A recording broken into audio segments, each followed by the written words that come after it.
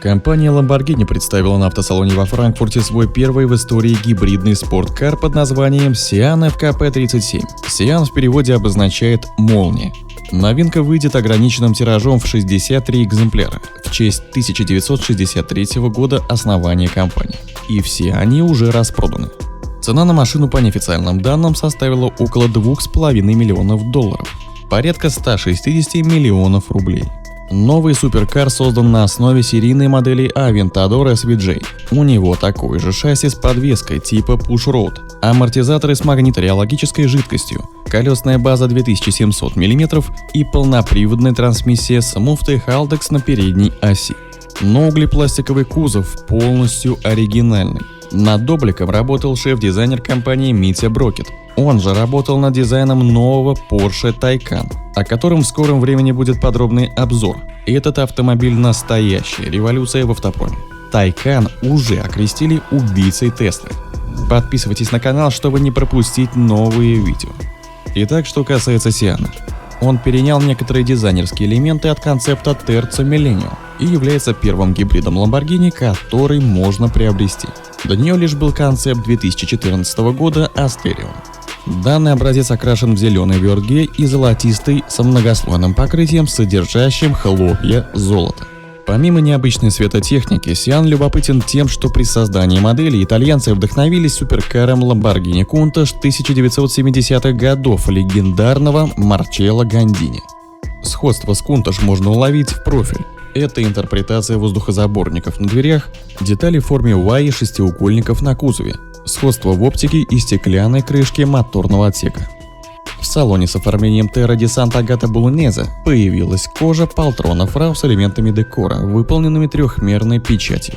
Атмосферник V12 6,5 литра с распределенным впрыском, тоже почти серийный.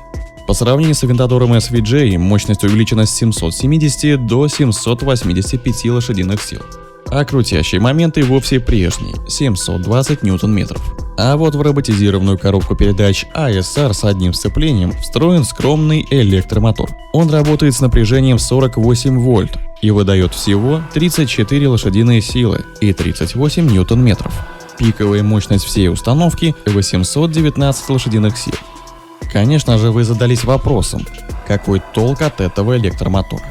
Во-первых, с его помощью суперкар может передвигаться во время парковки, а во-вторых, электромотор отзывается на нажатие педали акселератора быстрее бензинового двигателя, почти моментально. При этом при разгоне с места эффекта почти нет. 100 км в час Sian набирает за те же 2,8 секунды, что и Aventador SVJ. Зато с 30 до 60 км в час гибрид разгоняется на 0,2 секунды быстрее донора, а при ускорении с 70 до 120 км в час можно сэкономить 1,2 секунды.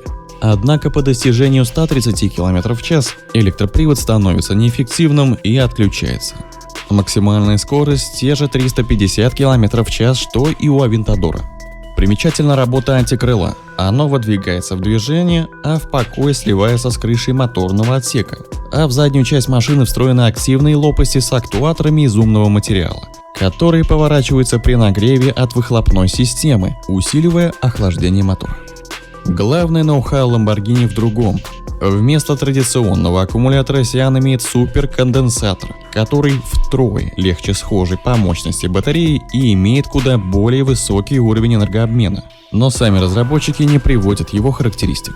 Блок расположен между салоном и двигателем, а весь гибридный довесок тянет на 34 килограмма. Снаряженная масса машины 1622 килограмма.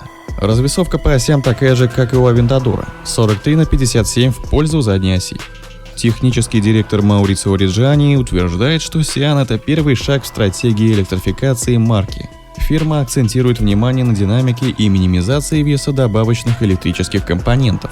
Итальянцы говорят, что этот проект ускоряет появление V12 следующего поколения. Речь идет о преемнике Aventador, который обещает появиться в 2022-2024 годах. Он тоже будет гибридом.